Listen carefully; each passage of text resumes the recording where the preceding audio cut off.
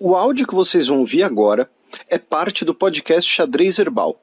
Caso vocês queiram ouvir mais sobre esse assunto e outros temas de política internacional, é só ir em xadrezherbal.com. Bem, passemos agora para o cheque, no qual eu e o Felipe daremos uma volta pela bacia do Pacífico.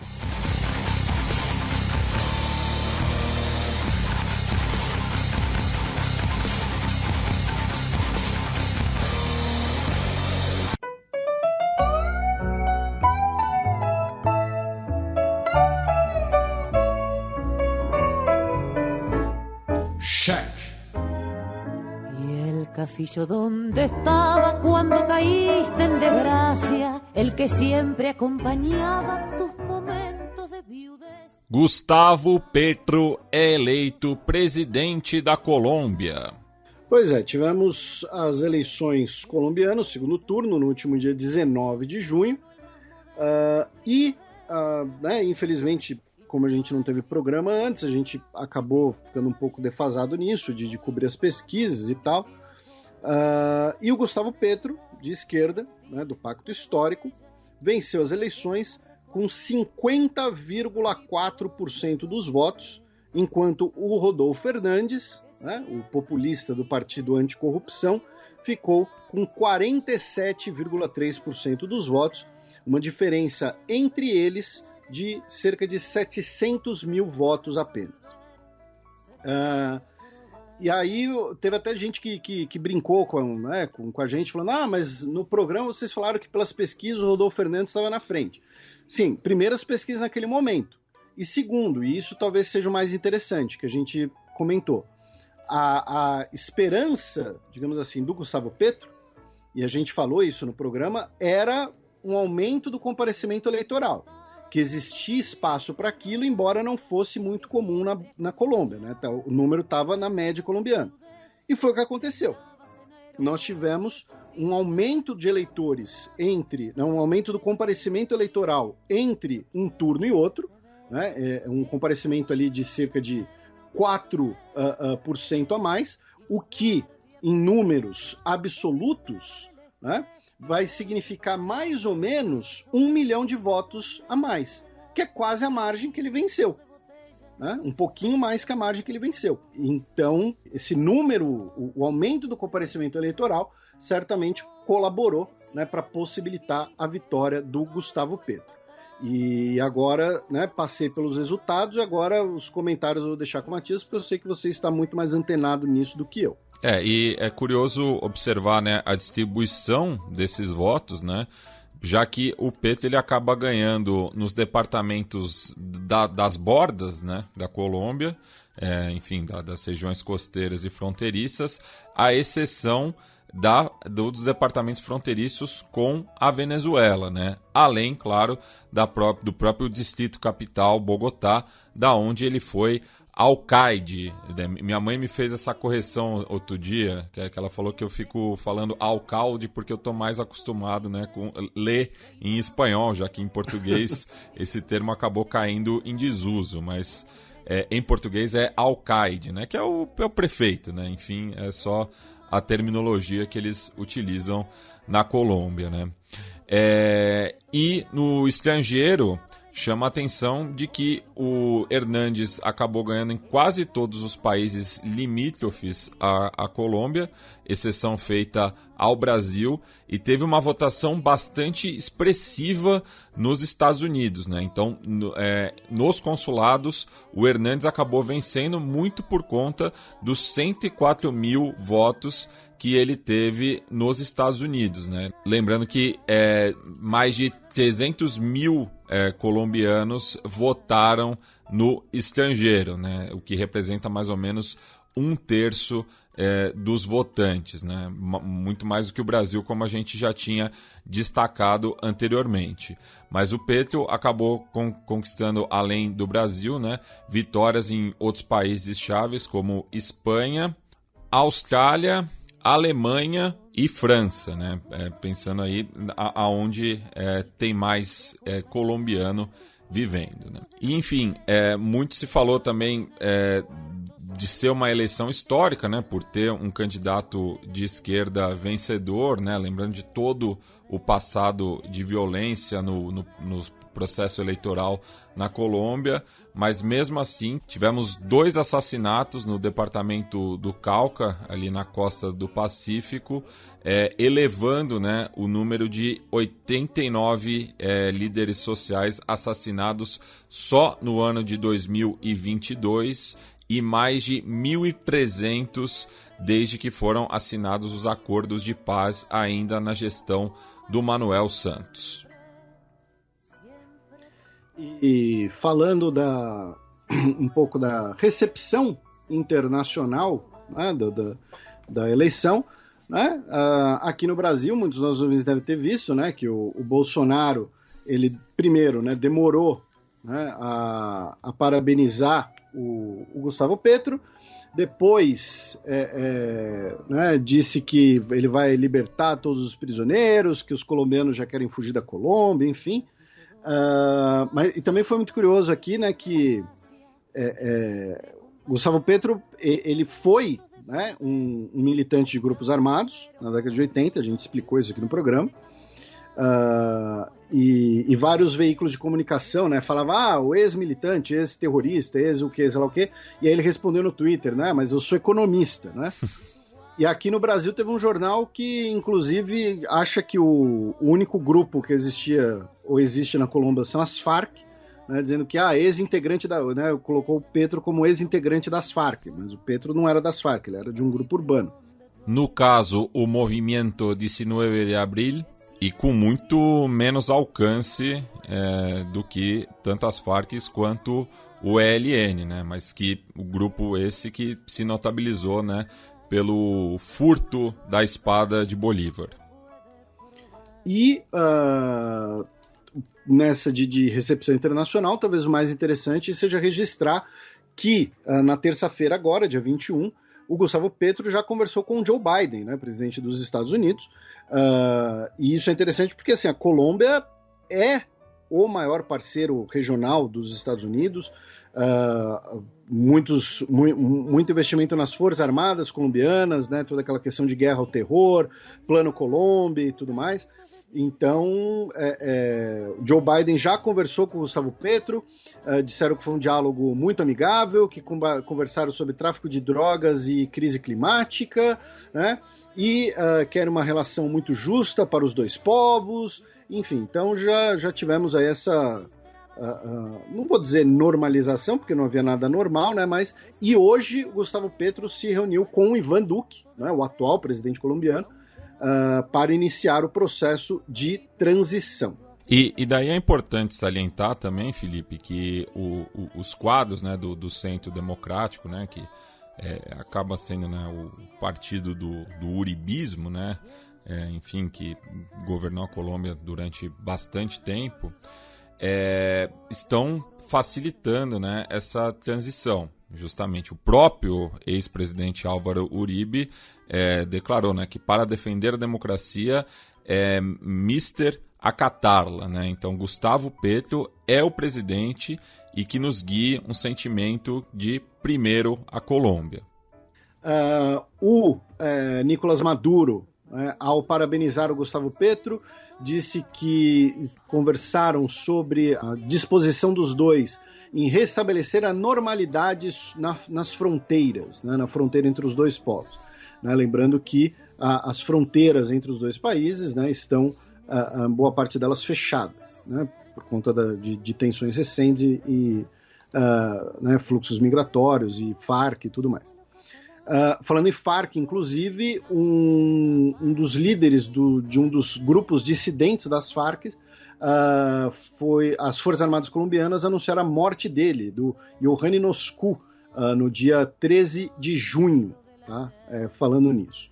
Já a ELN, um editorial no periódico Voces, declarou que mantém ativo um sistema de luta e resistência política e militar, mas também a sua plena disposição para avançar em um processo de paz que dê continuidade à mesa de conversações iniciadas em Quito em fevereiro de 2017.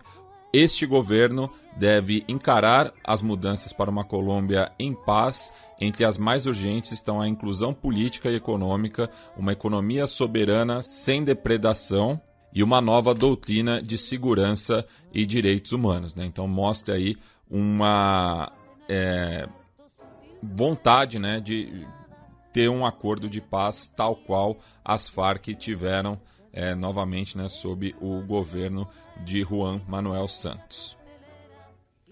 E ainda na Colômbia, né, mas sem ligação com a eleição colombiana, com o governo colombiano, 4 pessoas foram presas, né, e confessaram, né, o envolvimento no assassinato do promotor paraguaio Marcelo Pet, que foi assassinado na Colômbia durante a sua lua de mel, né, em Cartagena. Tá? O assassinato dele teria sido, né, supostamente encomendado pelo primeiro comando da capital, né, o grupo brasileiro. Tá? Segundo a polícia colombiana, dos 6 suspeitos, 4 confessaram, um 5º se declarou inocente e um 6º suspeito ainda está sendo procurado. E aí, da Colômbia, a gente continua na Gran Colômbia, né, mas vamos agora para o Equador, onde nós temos, desde o último dia 13 de junho, diversos protestos, né, especialmente pela Confederação de Nacionalidades Indígenas do Equador, contra as políticas econômicas do governo Guilherme Lasso, contra a inflação e o preço dos combustíveis. Né? Tivemos um cenário que lembra bastante 2019, né? Tivemos convocação de greve geral, tivemos uma marcha das comunidades indígenas em direção a Quito. Até o momento, nós temos 4 manifestantes mortos, mais de 100 pessoas feridas e mais de 100 pessoas presas. Novamente, Matias, atualiza para o nosso ouvinte aí o que está ocorrendo no Equador. E na última sexta-feira, inclusive, dia 17, o Guilherme Lasso declarou estado de emergência no país. A gente que tem falado da crise equatoriana, né, das crises equatorianas em vários programas recentes. Isso, tivemos, né, mais uma série de marchas indígenas, né, em direção à capital Quito e outras cidades importantes do país, e nesse contexto contra, né, as medidas neoliberais do governo Guilherme Lasso, o que lembra, né, também a situação que teve tanto no governo Lenín Moreno, que eu citei em 2019, mas também em outros momentos, até mesmo contra o governo do Rafael Correa, né? E é curioso, né, porque o movimento Pachacutic, que acaba sendo a representação de muitas dessas comunidades indígenas na Assembleia Nacional, acabou votando junto com o governo em algumas dessas medidas, né? E você tem aí uma perda, né, do poder econômico de grande parte da população, uma inflação desenfreada, enquanto que o governo também propõe aí a privatização de diversas empresas estatais. Então o país agora enfrenta uma situação bastante delicada, né, por conta desses protestos e que estão aí trazendo diversas consequências, né, para o cotidiano, né? Então, só citando, a gente sempre faz esses paralelos com o futebol, mas 4 jogos da Copa do Equador foram suspensos devido aos protestos no país. O Atlético Mineiro deve jogar na próxima terça em Guayaquil contra o Emelec e não sabe, né, se terá condições de jogo, algo que a gente observou no Peru há pouco tempo atrás, né? Alguns clubes brasileiros também tiveram de passagem pelo país mais ao sul. E daí lembra também o caso do Chile em 2019, né? Já que a própria final da Copa Libertadores, competição pela qual o Galo Mineiro está indo em direção ao Equador, está marcada para Guayaquil, né? Só que daqui a alguns meses, né? Mas já acende um sinal de alerta aí para a Confederação Sul-Americana de Futebol, né? E outra curiosidade é que ciclistas que estavam viajando em direção a Valledupar, onde vão ser sediadas a atual edição dos Jogos Bolivarianos, tiveram que pedalar justamente para conseguir chegar ao aeroporto de Quito, já que as rodovias estavam bloqueadas para automóveis. Isso, e complementando também, as Forças Armadas, né, do Equador chegaram a acusar os indígenas de ameaça à democracia, né, durante os protestos, o que gerou um certo alarme de eventual, né, enfim, de uma eventual maior repressão e tal. E é interessante, Matias, lembrar que na última eleição, né, o candidato que ficou em terceiro lugar era um candidato representante indígena, né, e que em determinado momento ele chegou ali a denunciar, né, uma fraude eleitoral e tal, e, enfim, não sei se tem ligação, mas são fatos interessantes de lembrar.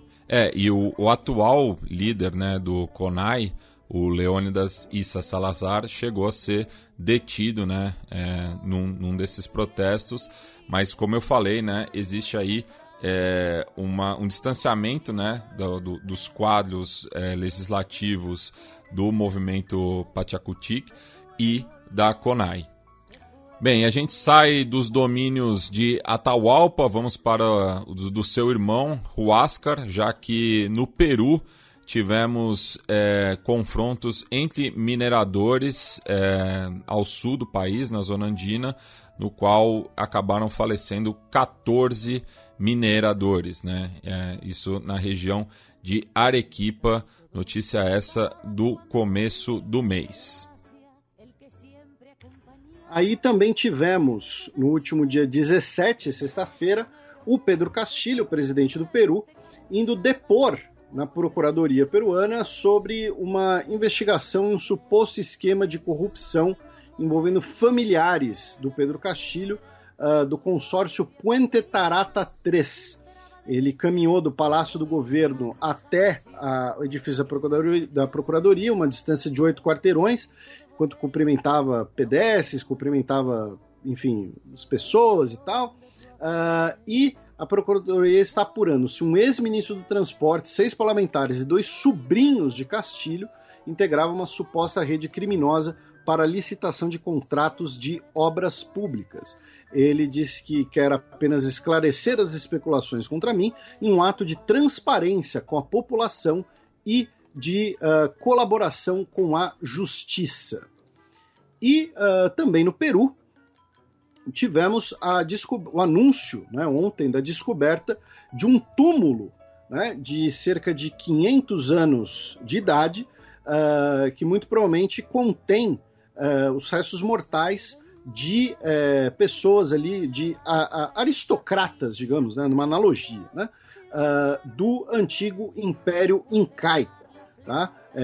Então, mais ou menos aí 500 anos de idade, esse túmulo que fica num bairro, tá, de Lima, tá? Descobriram, né, enquanto estavam ali fazendo uma obra, né, como várias dessas descobertas em zonas urbanas acabam acontecendo, né, vide Cidade do México.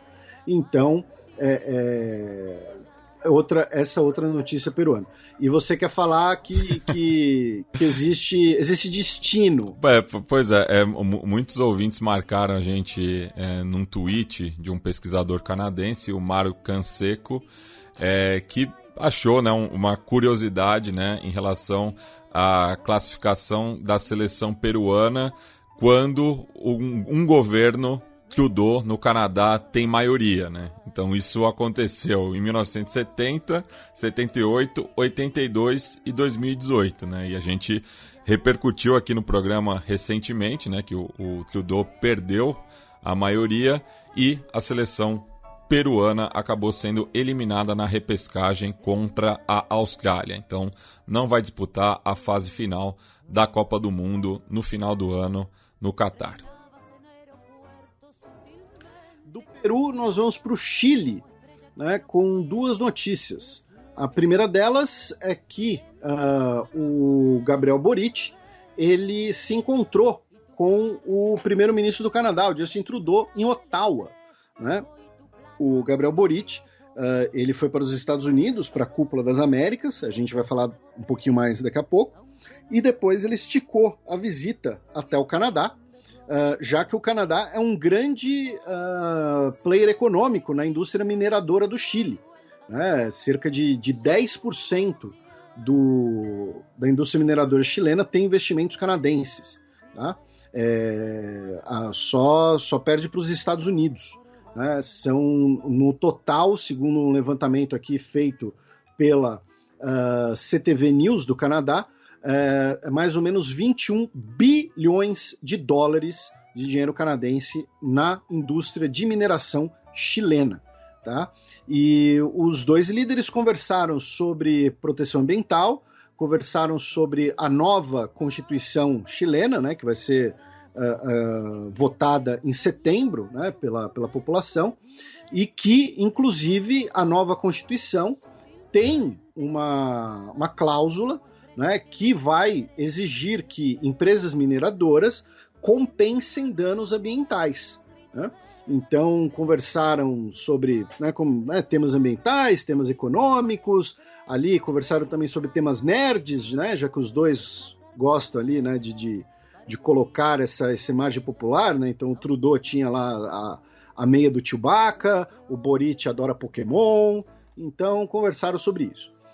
Ao mesmo tempo, né, a Codelco, que é a maior produtora de cobre do mundo, né, e é estatal chilena, né, os operários da Codelco iniciaram uma greve, né, protestando contra uma medida do governo que fechou uma usina da empresa por motivos de poluição, tá? Dizendo que a usina de Ventanas ela poluía demais, ela estava fora ali dos parâmetros de poluição, então ela teria que ser fechada. E por conta disso, funcionários da Codelco entraram em greve. Tá? Segundo o líder da Federação dos Trabalhadores do Cobre, tá? Até 50 mil trabalhadores podem cruzar os braços.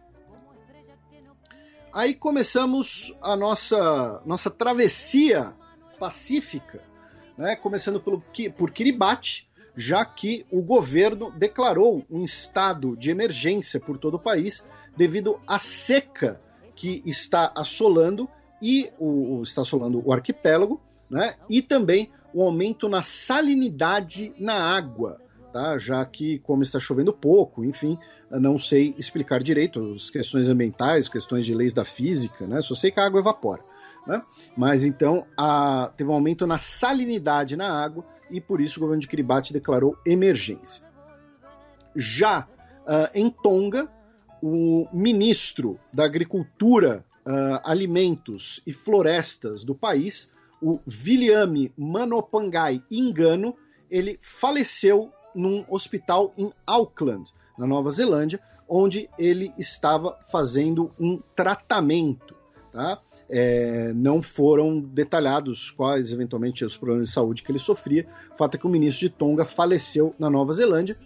E na nossa querida, gloriosa República de Vanuatu, o primeiro-ministro, o nosso querido Bob, né? Bob Loughman, mas a gente chama ele de Bob, porque a gente é íntimo, ele, de novo, não conseguiu mudar a Constituição, já que o parlamento, né, é todo travado e a parte do parlamento se ausentou. A gente já comentou aqui, né, algumas das vezes, né, que ele tentou mudar a Constituição de Vanuatu, a oposição faz o quê? Boicota a sessão, porque dos 52 parlamentares, só 31 estavam presentes. E para você alterar a Constituição, você tem que ter um quórum mínimo de 34.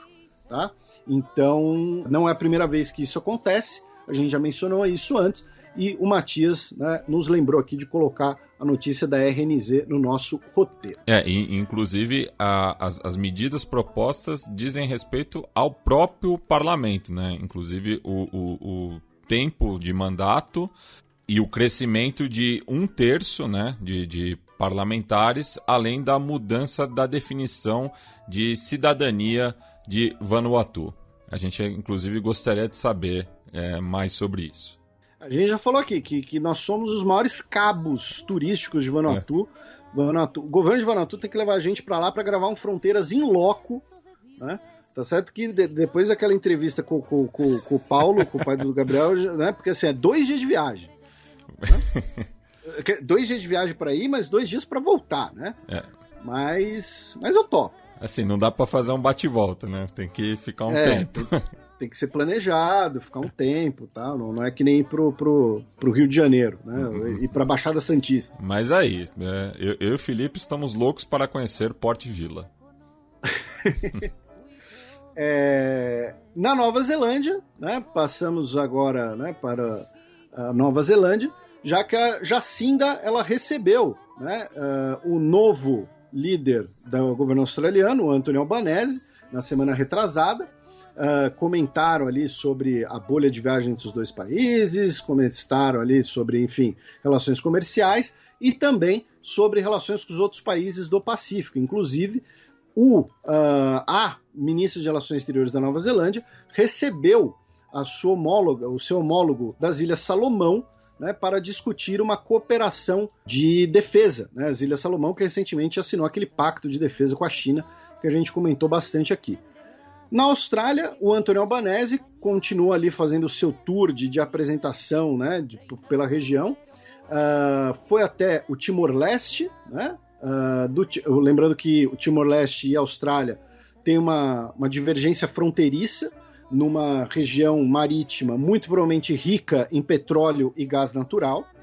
De lá foi para a Indonésia, tá? Falando que é muito importante uma aproximação comercial, uma aproximação econômica entre os dois países, dizendo que quer expandir os investimentos australianos na Indonésia. Ele, inclusive, levou uma comitiva de empresários australianos, falando que o empresariado australiano tem que olhar com mais carinho para os nossos amigos indonésios. Enfim, a Indonésia que está seguindo uma política muito interessante, né? Só para citar aqui, sem entrar em muitos detalhes, até porque esse programa já vai ficar enorme, né? Mas a Indonésia está seguindo uma política de tentar ser uma espécie de ponte com a China em relação aos outros países na região. De ser, não é exatamente uma ponte, né? Mas de ser um mediador. Né? Então, olha, a gente também tem bastante população, a gente também tem áreas para investir e tal, a gente pode... Né? Então, Austrália e China estão de mal, então a Indonésia serve ali de aproximação mútua. Então a Indonésia vai ter boas relações com a China, boas relações com a Austrália. Tá sendo uma política externa relativamente interessante. E também, em relação à Austrália, o governo australiano anunciou um acordo, né, com a Naval Group francesa. Né? A Austrália vai pagar 584 milhões de dólares para a empresa, né, naval francesa por não ter cumprido o acordo para a construção de um submarino para a Austrália. Né? Lembrando que a Austrália furou o acordo com a França para a nova iniciativa AUKUS com o Reino Unido e Estados Unidos para a construção de um submarino nuclear australiano. Tá? Então, vai pagar a indenização com a França. O governo australiano disse que espera que seja um novo capítulo nas relações entre os países. Em Singapura, né, tivemos uma nova edição do Fórum de Diálogo de Shangri-La, né, que é um fórum de questões de segurança do Pacífico. Na minha opinião, é um nome muito bizarro. Eu imagino a Olivia Newton-John, assim. Não, porque assim, para quem não sabe, Shangri-La é um nome fictício, né? Shangri-La é tipo... É uma visão bem orientalista, né? De como seria ali o Nepal, o Tibete, né? E aí o que acontece? É o nome de um dos hotéis mais luxuosos de Singapura e é o hotel que cedia a conferência. Então virou o diálogo de Shangri-La. Só que, sei lá, é meio que sei lá, é tipo diálogo da Terra do Nunca, sabe? Alguma coisa assim. Diálogo do sítio do Pica-Pau Amarelo. Enfim, e como eu disse, é uma visão bem orientalista ainda, né, Shangri-La. Enfim, de qualquer jeito, tivemos a nova edição e que o Zelensky participou remotamente. Eu acabei fazendo uma confusão, que a Olivia Newton-John é Xanadu. Shangri-La... é praticamente a mesma mas a coisa. Shangri-La é Liv Ullmann. Inclusive tem uma cidade no Rio Grande do Sul com esse nome, Shangri-La. Só que... Uma cidade no Brasil chamada Shangri-La? Com X, em vez de SH. Nossa, se tiver algum ouvinte nosso dessa cidade, pelo amor de Deus, manda um abraço. Manda um recado em algum lugar. Que fica ali ao sul de Capão da Canoa, no litoral rio-grandense. Não, Capão da Canoa você já tá inventando. Não tô mesmo. Ok. Você tem que ser, a sua candidatura tem que ser no Rio Grande do Sul. E é interessante porque é um fórum que reúne, né, Japão, Estados Unidos, China, né, então comentando questões de segurança no Pacífico. De Singapura, vamos para a Tailândia com 2 notícias. A primeira é que o governo vai autorizar que pessoas plantem cannabis em suas casas e o consumo de cannabis doméstico será autorizado. Tá? Pessoas que fumarem em público serão multadas, tá? Mas teremos a remoção da cannabis da lista de narcóticos e as pessoas poderão consumir domesticamente. Consumo em público resultará em multa e as pessoas poderão plantar. Como será a venda em cafés e tal, ainda está por ser decidido. Tá? E a outra notícia é que os partidos de oposição pediram uma moção de desconfiança em relação aos ministros do gabinete, dizendo que eles são acusados de desvio de função, má gerência da economia e minarem a democracia. Tá? Então, de qualquer jeito, a Tailândia está passando por essa transição, né, democrática, entre aspas, desde 2014, seria parte desse processo. Embora a Tailândia não seja uma democracia nem de perto. Da Tailândia, nós vamos passar pelo Camboja, com 2 notícias.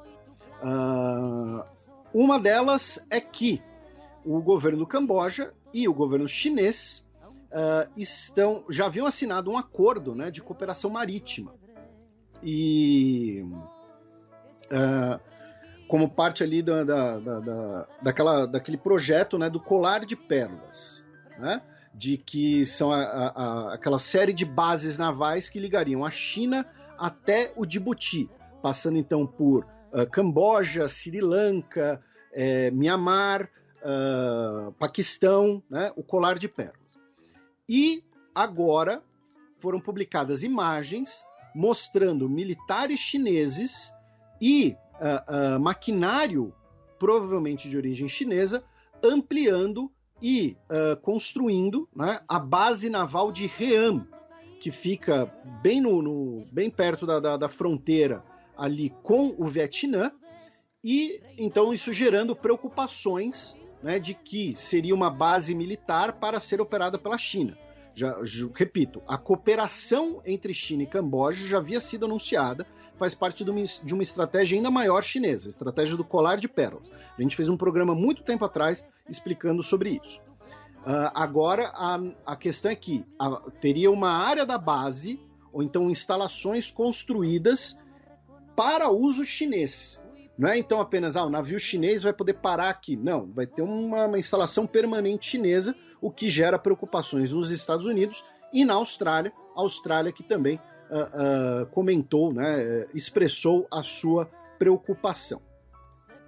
E a outra notícia cambojana é que a Suprema Corte do Camboja ordenou a prisão de cerca de 70 pessoas do Partido do Resgate Nacional de Camboja, numa tradução livre, né, que é um partido de direita, um partido anti o governo cambojano, e ordenou, o partido já havia sido, né, dissolvido em 2017, salvo engano, e agora dezenas de integrantes do partido tiveram sua prisão ordenada por sedição e subversão contra o governo. Do Camboja, nós vamos para a Malásia, já que o governo malaio anunciou que vai abolir a pena de morte. Tá? A Malásia, inclusive, que é um dos países que, durante um tempo, ali, década de 90, se não me engano, era um dos países que mais executava condenados no mundo. Tá? E o governo malaio agora anunciou que vai retirar a pena de morte. Da Malásia, vamos para Taiwan, né? A República da China, ou então a província rebelde de Taiwan, enfim, como preferirem, com duas notícias. A primeira delas é que no início do mês, centenas de pessoas se reuniram para manifestar apoio, né, e marcar o aniversário da Praça da Paz Celestial, né, em 4 de junho de 1989, né, quando nós tivemos o massacre da Praça da Paz Celestial. Até hoje não se sabe direito quantas pessoas morreram, né, todo mundo conhece a imagem lá do homem do tanque e tal, mas é importante lembrar que nós tivemos um avanço das tropas em relação aos manifestantes que estavam na praça, né, não é só aquela imagem, né, que se tornou um símbolo muito forte, claro. E as autoridades de Hong Kong, que costumavam também marcar esse aniversário, não pode mais, desde a nova Lei de Segurança Nacional Chinesa, e aí até por conta disso, isso incentivou, isso fortaleceu, digamos assim, as manifestações em Taiwan. E também, no último dia 21 de junho, Taiwan disse que 29 aeronaves chinesas entraram no seu espaço aéreo, obrigando, então, os caças de Taiwan a interceptarem e monitorarem as movimentações chinesas. Aí a gente vai para a China continental, para a China popular, ou continuamos na China, né, para as autoridades chinesas, com algumas notícias. A primeira delas é que no domingo, dia 5, né, a China enviou 3 taikonautas para a sua estação espacial Tiangong, né, para continuar o processo de expansão, de, entre aspas, de construção, né, da estação espacial. No dia 17 de junho, por sua vez, a China lançou o seu terceiro porta-aviões, o Fujian. É o primeiro porta-aviões da China no sistema Catobar, né, ou seja, o sistema ali que usa catapultas para lançamento dos aviões, sem o auxílio de rampas e ganchos para recolhimento, incluindo aí o uso de sistemas eletromagnéticos. Tanto que, se vocês olharem na cerimônia de lançamento, parte do convés está coberta. Tá? O mesmo sistema que é operado no novo porta-aviões britânico, o Queen Elizabeth, e com esse lançamento é o maior porta-aviões do mundo fora da Marinha dos Estados Unidos, e a China se torna o segundo país com mais porta-aviões do mundo, com 3 agora. E o sucessor do Fujian já está sendo construído, né, que vai ser um modelo muito parecido, mas com propulsão nuclear. Né? Esse Fujian é para ser um preâmbulo, digamos assim. Falando em notícias marítimas chinesas, uma notícia muito curiosa, né? E aí eu vou dar pitaco aqui, eu vou não sei de nada, tá, gente? Não mandem as autoridades atrás de mim. Né? Mas vários de nós ouvintes devem ter visto que o maior restaurante flutuante de Hong Kong, que era uma atração turística, o Jumbo, né? Ele, depois de anos dando prejuízo e por conta da pandemia e tal, um restaurante que já apareceu no filme do James Bond, a Rainha Elizabeth já comeu ali e tal, ele foi rebocado e ele seria desmanchado. Né?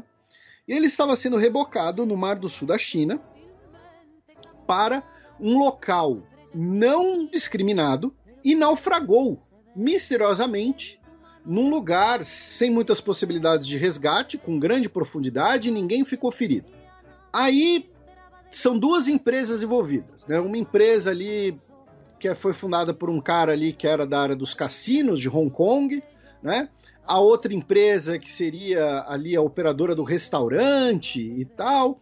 E aí já começaram a ter narrativas diferentes, né? De que não, ele não afundou, ele deu uma emborcada e tal. Por que eu disse que eu vou dar pitaco? Dei uma olhada no seguro desse troço. Tá? Porque assim, um navio, quando ele é desativado, ele é sucateado depois... Follow the money. Oi? Follow the money. É sempre uma medida ali para você recuperar a parte da grana. Tal. Não é uma atividade rentável você sucatear navio. Né? Tão rentável assim, melhor dizendo. Então, assim, é muito provável que um navio desses, ele devia ter um bom seguro, porque, né, ficava no porto de Hong Kong, era um lugar muito bem frequentado. Então, muito provavelmente, a perda do navio daria muito mais dinheiro do que o seu sucateamento. Então, essa história de que ele foi perdido num local não conhecido, no Mar do Sul da China, de difícil acesso, blá, blá, blá, blá, blá, blá, tá me parecendo muita história da carochinha. Tá? Então, fica a sugestão aí, inclusive de roteiro para filme. A China testou um dos seus primeiros sistemas antimísseis balísticos, dizendo que esse teste é para a segurança chinesa, não é dirigido contra nenhum país em específico. Também essa semana, no dia 21, entrou em vigor, né, o banimento do uso do algodão de origem de Xinjiang na indústria têxtil ligada aos Estados Unidos, ou então a têxteis que tenham como destino o mercado dos Estados Unidos. Né? Então, são aquelas sanções que haviam sido impostas já há alguns anos, né? Mas agora entraram em vigor. Então, o banimento do algodão vindo dessa região.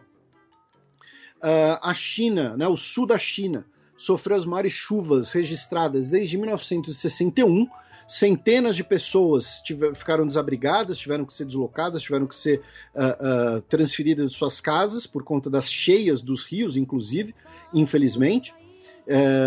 Centenas não, né? Dezenas de milhares, na verdade. Tá? Falei centenas porque, sei lá, eu sou idiota. Então, essas são algumas notícias específicas chinesas. E a China sediou de forma virtual, né, a cúpula dos BRICS. Para quem quiser ler, né, a declaração de Pequim, vai lá. No total, assim, os 5 líderes falaram por 5 minutos cada, via vídeo, tá? Repito, foi uma conferência virtual. E 90% das coisas não teve grandes novidades, tá? Então, reforma da governança internacional, reforma do Conselho de Segurança da ONU, maior representatividade para países como Índia, Brasil, África do Sul, reforma da OMC, reforma da FMI, um novo sistema global. Agora, então, assim, a declaração não teve nada de muito diferente, tirando o fato de que, né, alfinetam as sanções contra a Rússia, afirmando que o Conselho de Segurança da ONU é o fórum legítimo, né, para sanções contra um país. E também coloco ali que a paz na Ucrânia tem que ser mediada pela comunidade internacional, enfim. E nas declarações, né, tivemos a Rússia e a China, né, afirmando que os países ocidentais têm uma mentalidade de guerra fria, buscam confronto em bloco, a OTAN busca uma expansão agressiva, enfim. Mas, assim, nada de muito ambicioso, talvez até mesmo pelo caráter à distância, né, da cúpula. Na Península Coreana, meu caro Matias, a Coreia do Norte testou 8 mísseis balísticos de curto alcance ao mesmo tempo no domingo, dia 5 de junho, tá? Lançando eles contra o Mar do Japão. Até por isso que quando a gente falou, né, do teste dos mísseis balísticos pelos Estados Unidos, pode ter sido em relação à Coreia do Norte.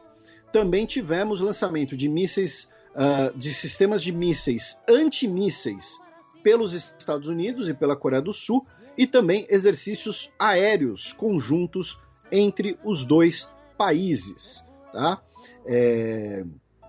Ali com uma demonstração de força, né, das duas forças aéreas em conjunto.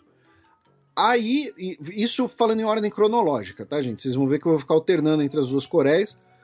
No dia 11 de junho, o Kim Jong-un promoveu a principal representante da diplomacia norte-coreana em relação ao programa nuclear coreano, a Choi Son-ryu, ao cargo de ministra de Relações Exteriores. Tá? Ela será a primeira mulher a ocupar esse cargo. Lembrando que assim, a irmã do Kim Jong-un ela é né, a líder da diplomacia, mas de forma extraoficial. Tá? Eu estou falando de ocupar o cargo, né, oficialmente. E também, talvez como reação ao exercício militar entre Estados Unidos e Coreia do Sul, o Kim Jong-un convocou uma reunião do seu Conselho de Segurança no último dia 22. Junto com o exercício militar, a Coreia do Sul lançou o seu primeiro foguete, né, para transporte de satélites, produzido domesticamente no último dia 21 de junho. Né, o Korea Satellite Launch Vehicle 2, que é apelidado de Nuri. E a gente já falou aqui algumas vezes, a diferença entre um míssil e um foguete é o destinatário. Em outras palavras, a Coreia do Sul testou um míssil balístico intercontinental. Tá? Então, aí a reunião do Conselho de Segurança da Coreia do Norte. E caminhoneiros da Coreia do Sul, na semana passada, declararam um indicativo de greve, né, o que pode prejudicar o abastecimento de chips, né, de semicondutores no mundo, já que pode, né, vai afetar as cadeias de suprimento dentro da Coreia do Sul.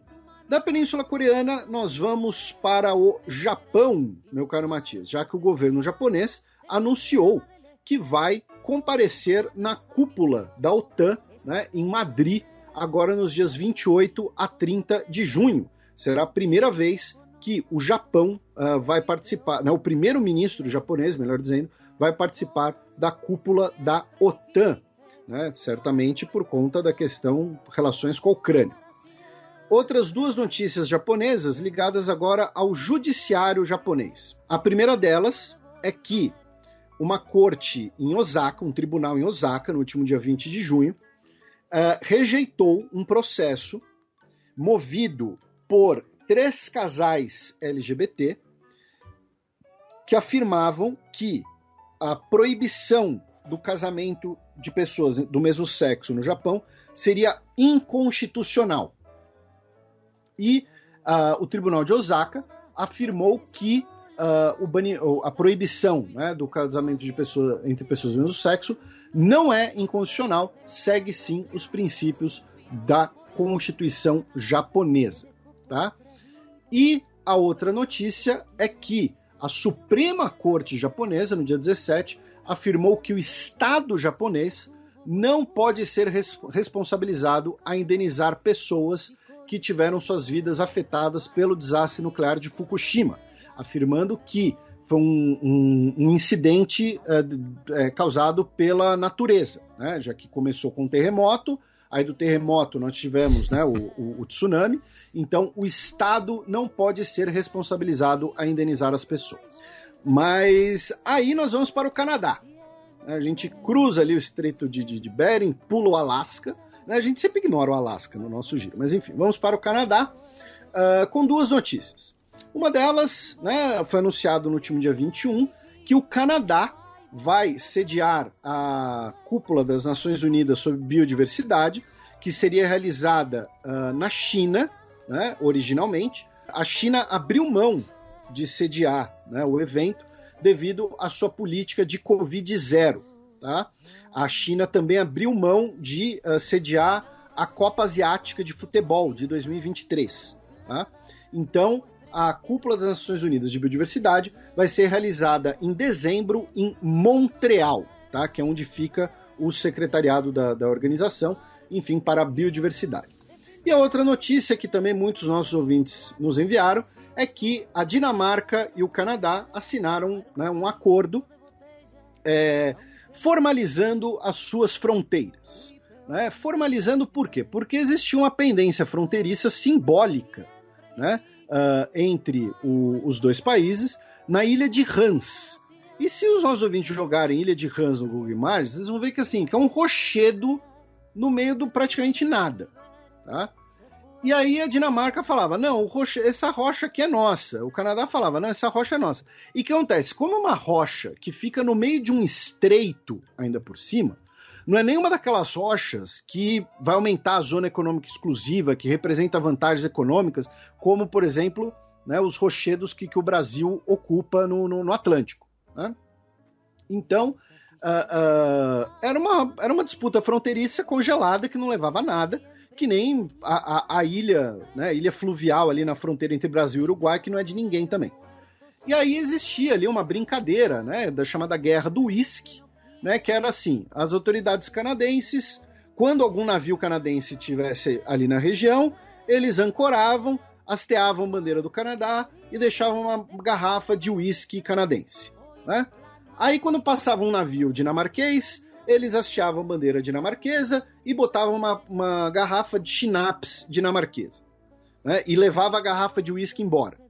Né? Tipo, pegava a garrafa de uísque para eles e deixava o schnapps. Aí os canadenses pegavam o schnapps, deixavam o uísque, enfim, ficava essa brincadeira aí, essa coisa simbólica, e os dois países concordaram em fazer o quê? Cortar a ilha no meio, né? Dividir ao meio e não foi fazer diferença nenhuma. E misturar o uísque com schnapps, virou um link. Né? Nossa, isso deve fazer... Nossa, deve fazer um estrago. Deve derrubar, mas se algum ouvinte nosso já fez isso, nos conta. Enfim, só serve para dizer que agora que Canadá e Dinamarca têm uma fronteira terrestre, sabe? Como curiosidade só. Aí vamos para os Estados Unidos, né, com algumas notícias. Também teremos o Breaking News. Aconteceu pouca coisa nos Estados Unidos nessas 3 semanas. Né? Pois é. A gente vai passar aqui pelas notícias mais factuais, né?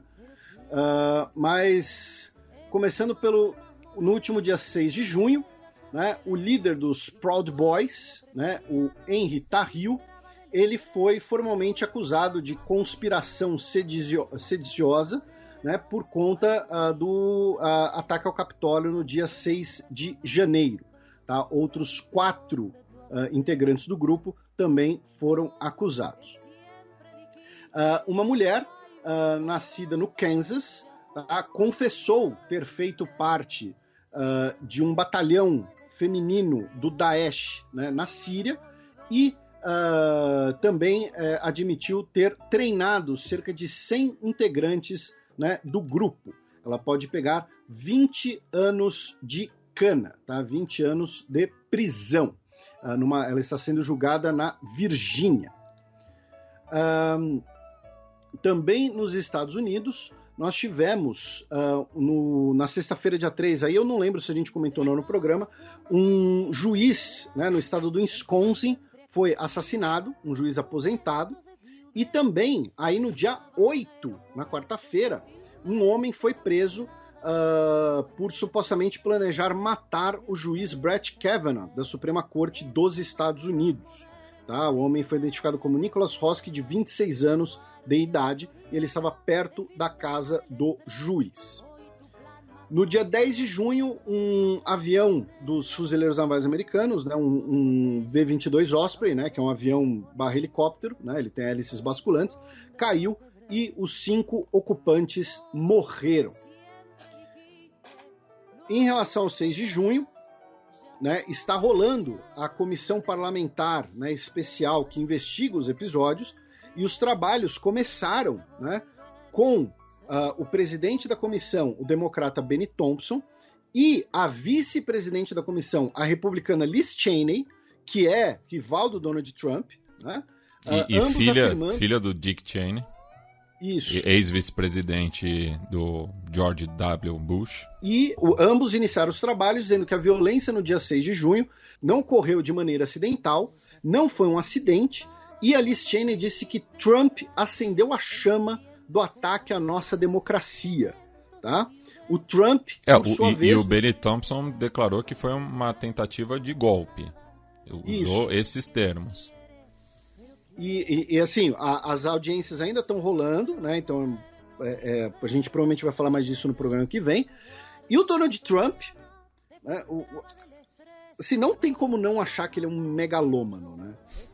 Ele disse que foi o maior ato patriótico da história do país. O 6 de junho de 2021. Foi o maior ato patriótico da história dos Estados Unidos. Tipo, assim, o pessoal adora, né, tem toda aquela coisa dos Founding Fathers, aquela historiografia oficial, né, praticamente, né, uma panegírica da Constituição do país e tal.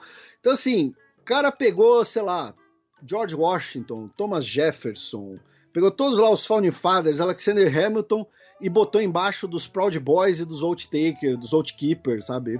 O cara, sabe, Boston Tea Party, enfim. Aí, falando, né, nesse pessoal aí, no dia 12 de junho, 31 integrantes do Patriot Front, que é um grupo supremacista branco, neofascista e homofóbico, né, foram presos em Idaho depois que eles estavam preparando uma emboscada à parada do orgulho gay na região, dentro de um caminhão. Tá? Todos eles ali paramentados e tal, e os 31 foram em cana, tá? E podem até responder por associação para terrorismo. Começou no último dia 14 de junho o julgamento do ex-funcionário de TI, né, da CIA, o Joshua Schultz, de 33 anos de idade, que teria vazado material classificado, inclusive para Wikileaks. Tá? Ele que vai ser julgado numa corte federal em Manhattan e pode pegar prisão perpétua. Também no dia 14, tivemos eleição, né, para o 34º distrito do Texas, já que, no último dia 31 de março, o ex-deputado do Partido Democrata, Philemon Vela Jr., renunciou para trabalhar numa empresa de direito, né, para trabalhar como lobista, em bom português. E o assento, que era os democratas, foi vencido pela candidata republicana, a Mayra Flores. Tá? Ela venceu aí com 51% dos votos contra o Dan Sanchez, do Partido Democrata. Então, um assento que era dos democratas, agora será dos republicanos. E lembrando que teremos midterms no segundo semestre, né? Então podemos ter aí uma maior reconfiguração da Casa dos Representantes e do Senado. Também no dia 14, diretores, né, membros da organização do Phoenix Mercury, né, o time da WNBA, se encontraram com pessoas do Departamento de Estado dos Estados Unidos para discutir o fato de que a Brittney Griner ela está presa desde fevereiro na Rússia, né, depois de ter sido presa no aeroporto por supostamente ter um vape, né, o vape, fumar pendrive, né, no popular, né, e teria cannabis. E ela foi presa, ela está presa na Rússia até agora, e aí o Phoenix Mercury teve essa reunião com o Departamento de Estado para ver como é que seria a situação dela. Ela está detida desde 17 de fevereiro. Isso. Ela que estava na Rússia, por quê? Porque a temporada da WNBA ela é relativamente curta, né? E aí muitas jogadoras jogam em outras ligas quando a WNBA está de férias. E ela jogava em um clube russo, né? E, inclusive, ela era melhor paga na Rússia do que na WNBA. Tá? Ela, na verdade, segundo a Al Jazeera, o salário dela de $1 milhão por temporada na Rússia era cerca de 4 vezes o salário dela na WNBA. Tá? Também anunciaram que ela será homenageada, né? Será honorariamente nomeada como uma All-Star, né, no próximo Jogo das Estrelas da Liga Feminina de Basquete dos Estados Unidos.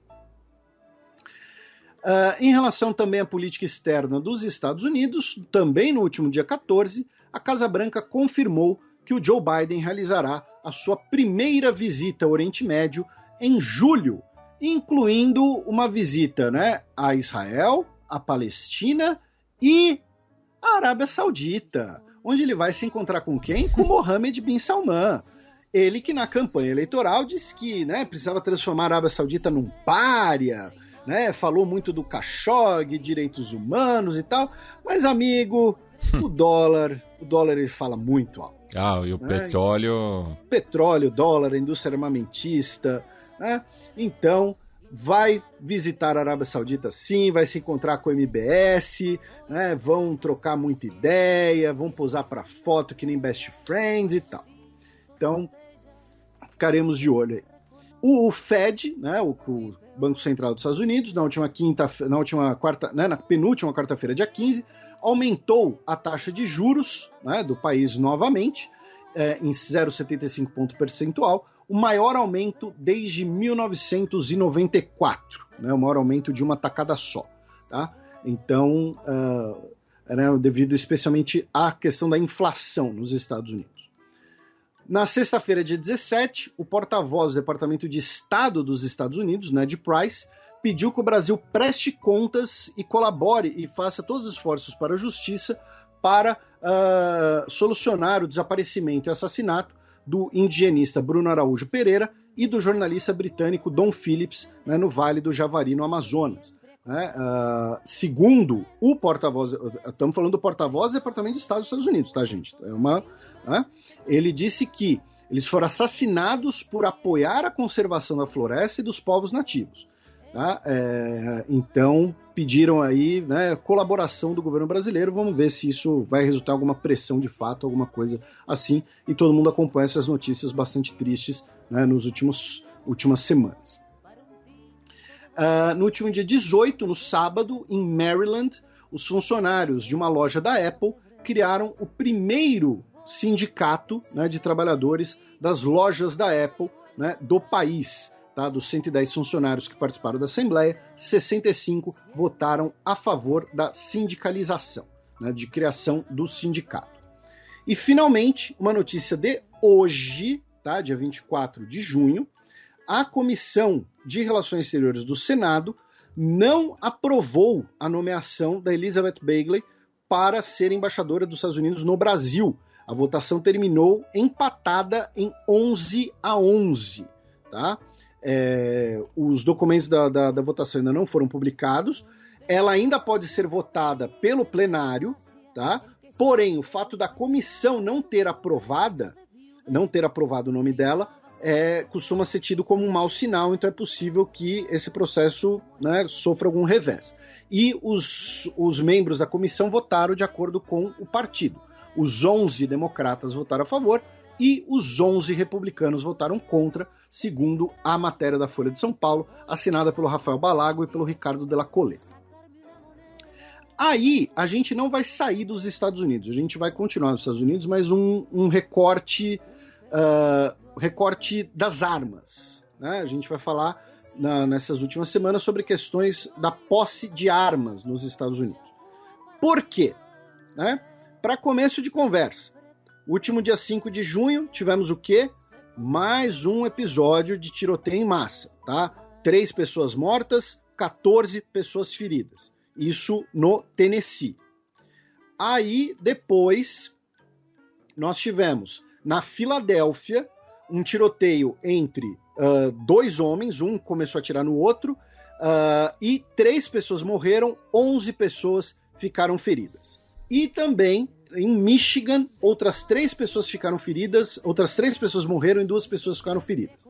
Tá? Então, em 3 episódios separados, em um final de semana, nós tivemos 9 mortos nos Estados Unidos por violência de armas. Aí, no último dia 11 de junho, tivemos a March for Our Lives, né, a Marcha por Nossas Vidas, protestando contra, né, a violência com armas de fogo, especialmente em Washington, tá, mas com vários eventos por todos os Estados Unidos.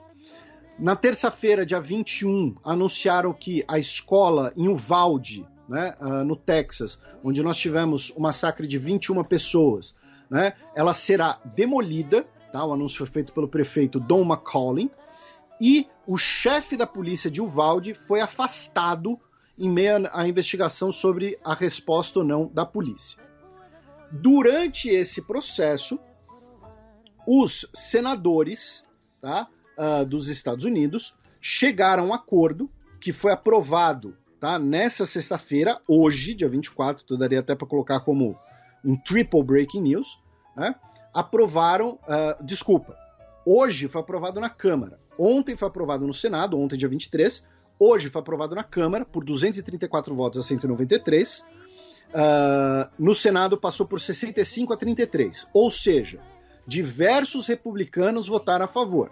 Isso quer dizer, então, que a Bipartisan Safer Communities Act, né, a lei bipartidária para comunidades mais seguras, ela foi uma lei assim, então, né, foi um episódio que transformou os Estados Unidos? Não.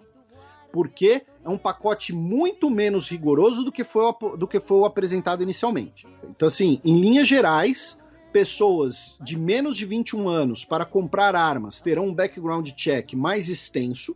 Teremos também incentivos financeiros, né, incentivos econômicos para programas de saúde mental e iniciativas para identificar pessoas que podem cometer violência com armas de fogo, tá? Pessoas que cometeram violência doméstica, né, não poderão comprar armas, mesmo que tenha sido um relacionamento que não era um casamento, né, porque até esse momento eram pessoas que estavam casadas. Agora não, qualquer episódio de violência doméstica, a pessoa não vai poder mais comprar armas, tá? Então, assim, é uma medida bastante fraca em relação à proposta inicial. E esse background check mais rigoroso, repito, é para pessoas de até 21 anos. Tá? Então assim, fiz 22, pronto, já não tem mais as regras tão vigorosas. E, junto com tudo isso, ainda por cima, a Suprema Corte dos Estados Unidos, ontem, dia 23, e não é a primeira vez que a gente vai falar deles nesse programa, o que aconteceu? O estado de Nova York promoveu uma lei, tá, afirmando que para uma pessoa poder portar sua arma de fogo em público, a pessoa precisaria solicitar uma licença e justificar, tá?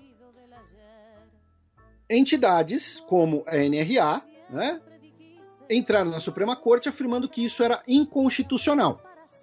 E a Suprema Corte, por 6 votos a 3, tá, disseram que a lei de fato era inconstitucional e que o direito de ter armas é equivalente a portar uma arma consigo para autodefesa. Então, outros estados em que o porte de armas precisava dessa licença especial, porque vamos lembrar, nós temos 3 coisas separadas que muitas vezes são equiparadas no debate político brasileiro, e isso é um problema.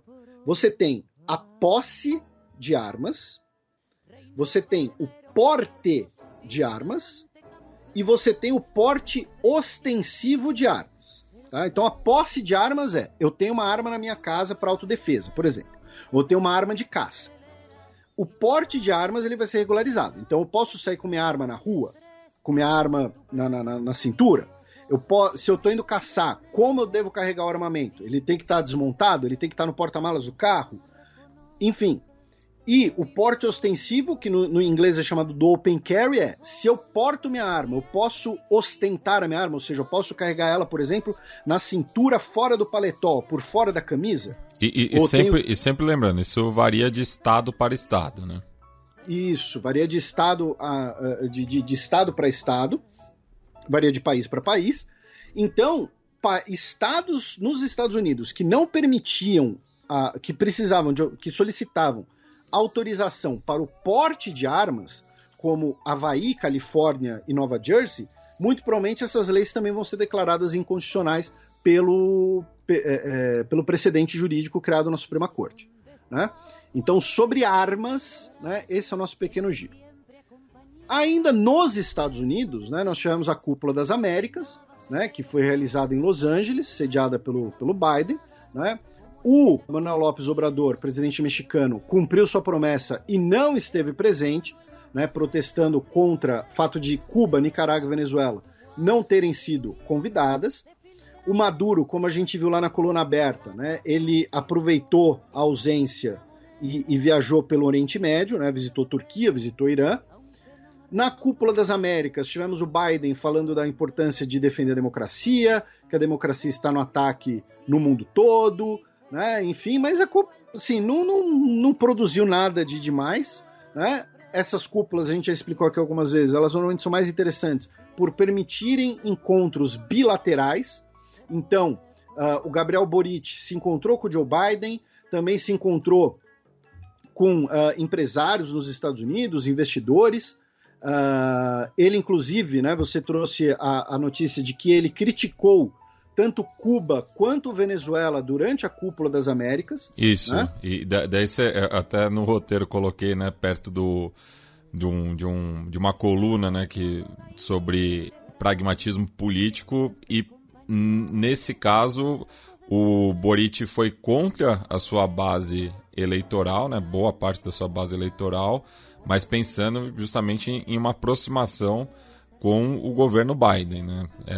Essa postura dele, né? Então ele foi criticado internamente, mas buscando aí, né, uma relação mais próxima do mandatário estadunidense. Aí também tivemos um encontro bilateral, né, entre o Biden e o Bolsonaro, né, um encontro bastante, eu diria até um pouco constrangedor, até porque o Bolsonaro disse, né, que respondeu um repórter dizendo que queria se encontrar com o Donald Trump também, né, foi até a Flórida e tal, teve lá motociato em Orlando. E, onde ele usou o capacete. O Bolsonaro teria pedido, solicitado a ajuda de Biden para impedir uma vitória do Lula nas eleições, dizendo que ele, Bolsonaro, é melhor para os interesses dos Estados Unidos no Brasil do que uma vitória do Lula. E aí todo mundo comentou sobre isso também, se isso seria ali até uma violação da soberania nacional, enfim. Aí a gente sai dos Estados Unidos, cruzamos o Rio Grande, no México, no último dia 21, 2 padres jesuítas, Javier Campos Morales, de 79 anos de idade, e Joaquim César Moura Salazar, de 80 anos de idade, foram mortos dentro da sua igreja em Chihuahua, depois que um homem que estava sendo perseguido por pistoleiros buscou refúgio na igreja, e os pistoleiros mataram o homem que estava fugindo e também os 2 padres. O Papa Francisco lamentou o episódio e solicitou que as autoridades mexicanas elucidem o assassinato, elucidem o que aconteceu. Em Honduras, o Roberto Davi Castilho, o ex-integrante do Exército de Honduras e também empresário, ele foi condenado a 22 anos de prisão por ter sido o mandante do assassinato da ativista ambiental e indígena Berta Cáceres em 2016, por conta de um projeto de uma barragem no rio Gualcarque. Em El Salvador, tivemos a prorrogação do estado de emergência por mais 30 dias e, segundo a Anistia Internacional, cerca de 40 mil pessoas já foram presas pelo governo e pelo menos 40 morreram sob custódia do Estado nesse período. E, finalmente, a Nicarágua anunciou um convênio militar com a Rússia, afirmando que tropas e aviões russos vão poder ser baseados na Nicarágua para cooperação, treinamento e combate ao tráfico de drogas, e também auxílio contra eventuais desastres naturais. Então, segundo o governo russo, na verdade o que aconteceu foi um procedimento de rotina, autorizando a presença de tropas para questões humanitárias e respostas de emergência.